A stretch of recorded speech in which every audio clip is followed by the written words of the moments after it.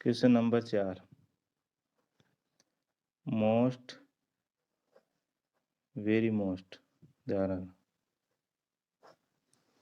100% chance है आने की, फिर आपकी किस्मत। क्वेश्चन क्या दिया है इसने कि सिद्ध कीजिए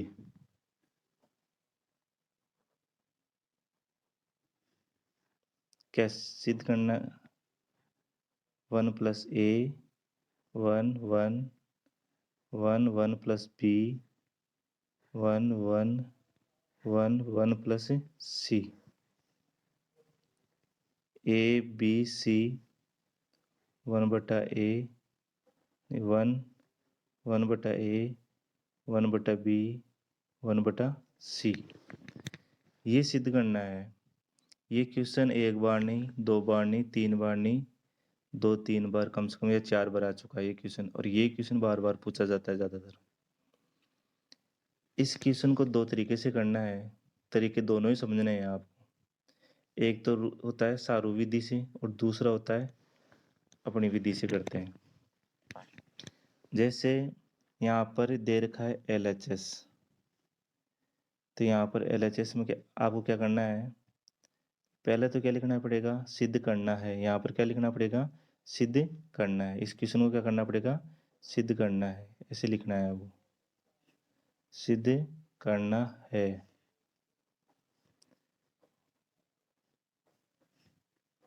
ऐसे कैसे वापस वापस आप विस्तार करेंगे।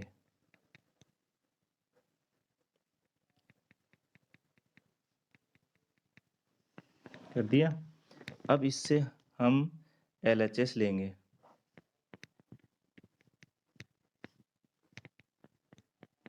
LHS लेने पर हमने ऐसे कैसे यहाँ डाल दिया LHS को। अब क्या करेंगे, यदि यहाँ पर पहला पंक्ति के अंदर एक की जगह a/a कर दे, एक की जगह a/a कर दे, एक की जगह a/a कर दे।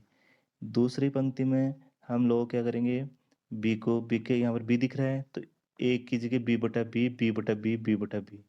तीसरी पंक्ति में c दिख रहा है तो एक जहाँ जहाँ एक है वहाँ c/c c/c c/c। देखिए यहाँ पर a/a कर दिया प्लस a/a कर दिया a/a। दूसरा पंक्ति में b/b कर दिया b/b b b/b। तीसरे में c/c c/c c/c plus c। ऐसा क्यों किया भाई, ऐसा इसलिए किया कि RHS में a b c कॉमन दिखाई दे रहा है इसलिए किया। और क्या दिखाई दे रहा है, 1/a 1/b 1/c दिखाई दे रहा है। तो हम b का बट्टा करेंगे जब भी तो दिखाई देगा ना। यहाँ पर b/b a b b कर दिया ना, c बटा में। तो यहाँ पर देखो पहला पंक्ति में a/a लिया, a/a का मतलब क्या हुआ, a/a दोनों कट के इसका मान क्या हो गया 1। तो सारणी के पर क्या फर्क पड़ गया, a/a b/b c/c कर दिया तो कोई फर्क पड़ा, कोई फर्क नहीं पड़ा। तो यहाँ पर क्या किया, इन दोनों में से कॉमन क्या आ रहा है, a कॉमन आ रहा है।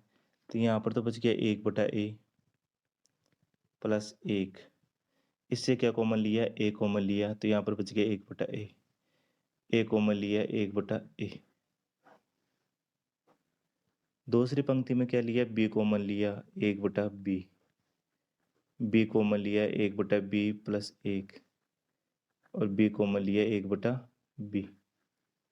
तीसरी पंक्ति में c कॉमन लिया c 1/c c 1/c और c 1/c प्लस 1।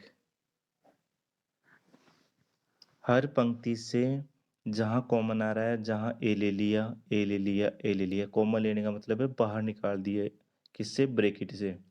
जैसे इसमें से एक कॉमन लिया तो यहाँ पर 1 बच गया तो यहाँ पर 1/a और यहाँ से कॉमन a लिया तो 1 बच गया। ऐसे इससे कॉमन ले लिया, इससे कॉमन ले लिया, b कॉमन ले लिया, फिर c कॉमन ले लिया। अब देखिए यहाँ पहले पंक्ति में a कॉमन ले लिया, देखो a बाहर निकाल दिया। दूसरी पंक्ति में b कॉमन बाहर निकाल दिया और तीसरी पंक्ति में c कॉमन बाहर निकाल दिया। तो हमने क्या कर दिया, फर्स्ट पंक्ति से तो a कॉमन बाहर निकाल दिया।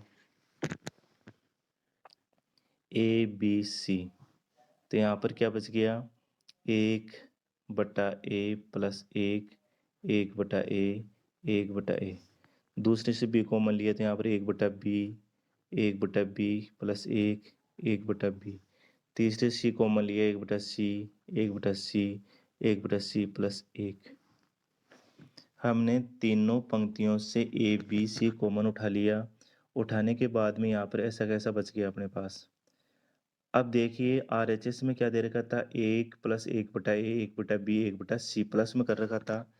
यदि हमने यहाँ पर R1 तो ये पहला है, ये R2 है और ये R3 है।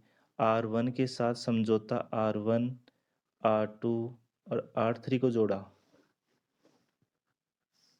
देखिए ए बी सी, यहाँ पर 1/a प्लस 1/b 1/c। इस पंक्ति से इसे जोड़ दिया, दूसरे इससे जोड़ दिया 1/a को 1/b 1/c, इससे जोड़ दिया। तीसरा क्या कर दिया, 1/a 1/b 1/c plus 1/a 1/b 1/c plus 1, तीसरे को जोड़ दिया। ये दोनों ऐसे कैसे रह गया।